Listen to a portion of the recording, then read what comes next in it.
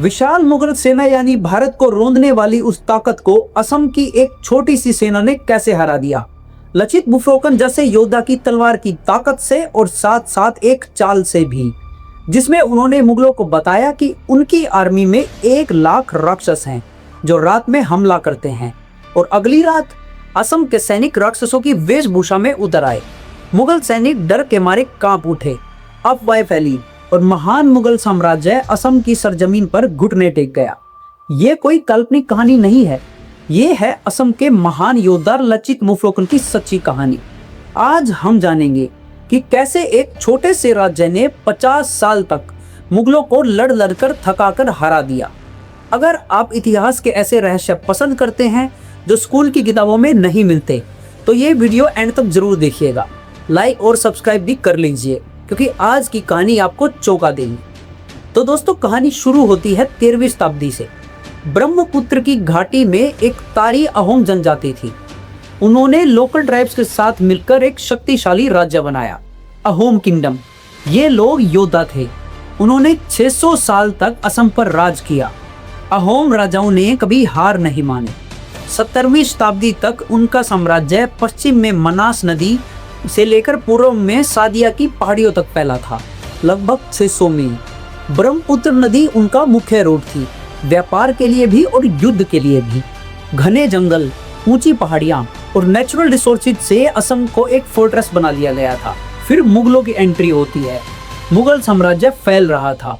जहांगीर, शाहजहां और औरंगजेब के समय में वे नॉर्थ ईस्ट तक पहुंचना चाहते थे, लेकिन अहोम एक दीवार की तरह खड़े थे। मुगलों के लिए असम जीतना मुश्किल था, क्योंकि इलाका पहाड़ी था, बारिश बहुत ज्यादा होती थी और अहोम गुरिल्ला वारफेयर में माहिर थे। प्लस अहोम सेना ऑर्गेनाइज्ड थी। 10 सैनिकों को डेका कहा जाता था, 100 सैनिकों का एक सेनिया होता था और टॉप पर होता था बोरफुकन जैसे कमांडर। ये सिस्टम उन्हें फ्लेक्सिबल बनाता था। अब आते हैं संघर्ष पर। मुगलों ने पहला बड़ा हमला किया 1615-1616 में, जिसका नाम पड़ा बैटल ऑफ समधारा। मुगल फोर्सेस ने असम की कैपिटल की ओर मार्च किया, लेकिन असम ने सरप्राइज अटैक से उन्हें हरा दिया। मुगलों को बहुत भारी नुकसान हुआ, लेकिन असली टर्निंग पॉइंट आया था 1658 में। उस समय मुगल बादशाह शाहजहां गंभीर बीमार थे और उनके बेटों के बीच उत्तराधिकार की जंग छिड़ी हुई थी। अहोम किंग जयध्वज सिंह ने इस कमजोरी का फायदा उठाया और मुगलों पर जोरदार काउंटर अटैक कर दिया। उन्होंने गुवाहाटी से मुगलों को खदेड़ना शुरू किया। ब्रह्मपुत्र नदी के साथ साथ वो आगे बढ़े और ढाका के पास तक पहुंच गए। मुगलों को बहुत भारी हार मिली, कई सैनिक कैदी बनाए गए और अहोमों ने ब्रह्मपुत्र घाटी के पश्चिमी हिस्से को भी कैप्चर कर लिया। ये अहोमों का एग्रेसिव रिस्पॉन्स था। ये सिर्फ बचाव नहीं करते थे, बल्कि दुश्मन की कमजोरियों पर हमला भी करते थे। और फिर 24 नवंबर 1622 को असम में एक वीर का जन्म हुआ, लचित बोरफुकन, जिसने मुगल सेना को तारे दिखा दिए। उनके पिता मोमाई तामुली अहोम साम्राज्य में एक उच्च अधिकारी और कमांडर थे। यानी बचपन से ही लचित को युद्ध नीति और अनुशासन का संस्कार मिला। लचित ने भी साधारण सैनिक से शुरू करके घोड़ा बरुआ यानी अश्वरोही प्रमुख, फिर गोपाल बरुआ यानी पुलिस प्रमुख और अंत में बोरफुकन यानी कमांडर इन चीफ तक का सफर तय किया। उनकी वीरता और रणनीति के कारण उन्हें उत्तर पूर्व का शिवाजी कहा जाने लगा। 17वीं सदी में मुगलों ने कई बार असम को अपने अधीन करने की कोशिश की। औरंगजेब चाहता था कि ब्रह्मपुत्र घाटी पूरी तरह उसके साम्राज्य में शामिल हो जाए। उसने अपने सबसे भरोसेमंद सेनापति राजा राम सिंह, जो कि जयपुर के कछवाहा राजपूत थे, उनको 30-35 हजार सैनिकों और एक विशाल नेवी के साथ असम भेजा। उधर अहोम साम्राज्य अपेक्षाकृत छोटा था, लेकिन लचित बोरफुकन की रणनीति और स्थानीय भूगोल की समझ उनकी सबसे बड़ी ताकत थी। लचित जानते थे कि सीधी टक्कर में मुगलों की भारी सेना को रोकना नामुमकिन होगा। वो शिवाजी की गुरिल्ला वार की तकनीक के कायल नहीं, इसलिए लचित ने फुल स्केल वार की बजाय गुरिल्ला स्ट्रेटजी अपनाई। रात में हमला करना और दिन में गायब हो जाना। इस तरह वो दुश्मन को थका देते थे। उन्होंने गुवाहाटी के आसपास मिट्टी की दीवारें और किलेबंदी शुरू की, ताकि मुगलों को सिर्फ एक रूट मिले, ब्रह्मपुत्र नदी, और मुगल नेवी को सराय घाट के सकरे रास्ते में फंसाया जा सके। लेकिन ये इतना आसान नहीं था। निर्माण में देरी हो रही थी और लचित को पता चला कि उनके मामा जो इस प्रोजेक्ट के इंचार्ज थे वो काम करने में लापरवाही बरत रहे हैं। लचित का अनुशासन देखिए, उन्होंने अपने मामा को बुलाया और सख्ती से कहा, देश की रक्षा से बड़ा कोई रिश्ता नहीं। फिर बिना पलक झपकाए उन्होंने अपने मामा को मौत की सजा सुना दी। यह सुनकर अहोम सेना में खौफ और सम्मान दोनों फैल गया।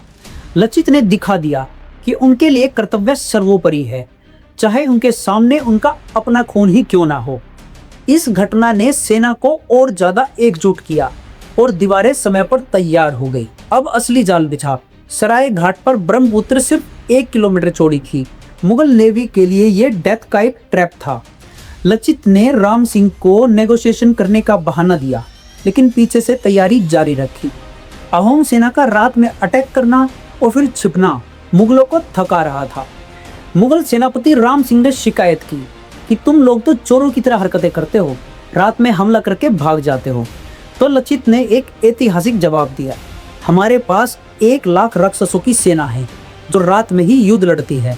और यही कहा हुआ अगली रात को सच भी कर दिखाया। अहोम सैनिकों ने राक्षसों का भेष बनाकर मुगल कैंप पर हमला कर दिया। अंधेरे में गूंजती युद्ध ध्वनियों, ढोल नगाड़ों और भयंकर रूप को देखकर मुगलों के दिल दहल गए। राम सिंह की विशाल सेना तितर बितर हो गई। राम सिंह ने खुद कहा कि हर असमी सैनिक हरफनमौला है। तीरंदाजी, नाव चलाना, तोप दागना, वो इन सब में माहिर हैं। सराय घाट से पहले भी लचित बोरफुकन ने अपनी वीरता का लोहा मनवाया था। 1667 में जब मुगलों ने गुवाहाटी पर कब्जा कर रखा था, तब लचित ने इटाखुली किले को वापस लेने की ठानी, लेकिन मुगल तोपें रास्ते में थी। लचित ने अपने भरोसेमंद योद्धा स्माइल सिद्दीकी उर्फ बाघ हजारिका को रात में किले की दीवार फांदने का आदेश दिया। स्माइल एक अफ्रीकी मूल का योद्धा था जिसने मुगल तोपों में पानी भरकर उन्हें बेकार कर दिया। अगली सुबह लचित की सेना ने धावा बोला और किले को जीत लिया। गुवाहाटी फिर से अहोम के अधीन हो गया। यह था लचित की स्मार्ट रणनीति का पहला सबूत। लेकिन हर योद्धा की तरह लचित को भी हार का सामना करना पड़ा। 1669 में गुवाहाटी के पास अलबोई में मुगल सेना के साथ एक बड़ा युद्ध हुआ। लचित सीधे युद्ध के खिलाफ थे क्योंकि उनकी ताकत गुरिल्ला स्ट्रेटजी में थी, लेकिन राजा चक्रध्वज सिंह ने जल्दबाजी में सीधे युद्ध का ही आदेश दे दिया। नतीजा, अहोम सेना हार गई, हजारों सैनिक मारे गए और गुवाहाटी पर फिर से खतरा मंडराने लगा। लेकिन लचित ने हिम्मत नहीं हारी। उन्होंने इस हार से सबक लिया और सराय घाट के युद्ध के लिए और ज्यादा स्मार्ट स्ट्रेटजी बनाई। इस हार ने लचित को और निखारा और वो तैयार हुए एक ऐसी जंग के लिए जो इतिहास को बदलने वाली थी। फिर आया असली निर्णायक युद्ध, यानी सराय घाट की लड़ाई, जो लचित को असम के इतिहास में एक महान योद्धा के रूप में स्थापित करने वाली थी। ब्रह्मपुत्र नदी उस जगह पर सिर्फ 1 किलोमीटर चौड़ी थी। यहाँ से गुजरना मुगलों के लिए बेहद खतरनाक था। मुगल नेवी ने जब हमला किया उस वक्त लचित बोरफुकन बीमार थे, वे बुखार से बिस्तर पर थे। लेकिन जब उन्होंने देखा कि उनकी सेना का जोश गिर रहा है, तो उन्होंने अपने आप को खड़ा किया और कहा कि जिसके हाथ में तलवार है वो पीछे नहीं हट सकते। अगर मैं मरूंगा तो लड़ता हुआ मरूंगा।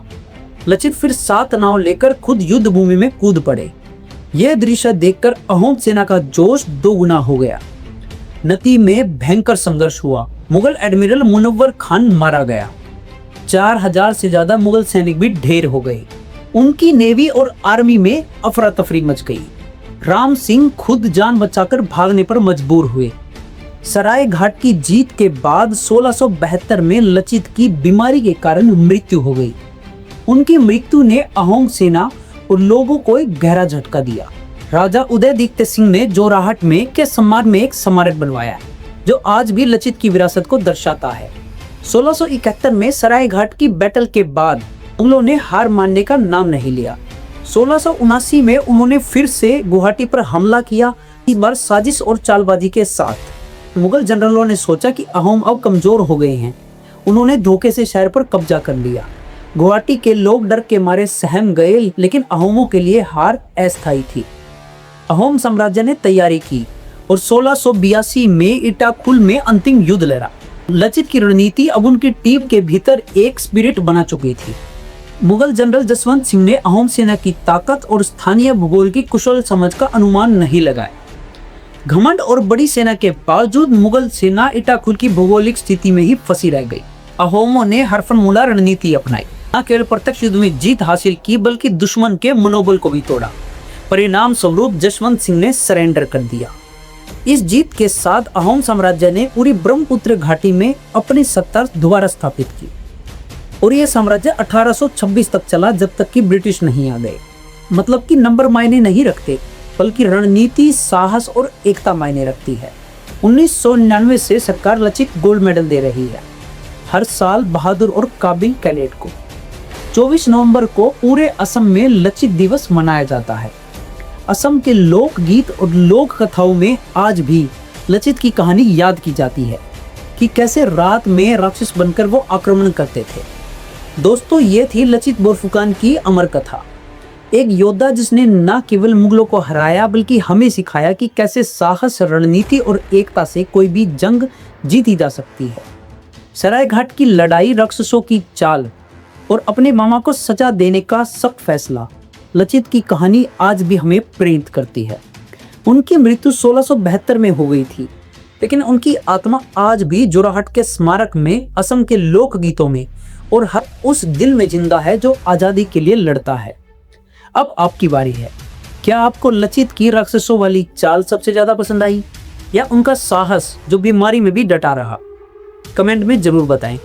अगर आपको ये अनकही कहानी पसंद आई तो अभी लाइक करें, अपने दोस्तों के साथ शेयर करें और चैनल को सब्सक्राइब करना ना भूलें। बेल आइकन दबाएं ताकि अगली स्टोरी मिस ना हो।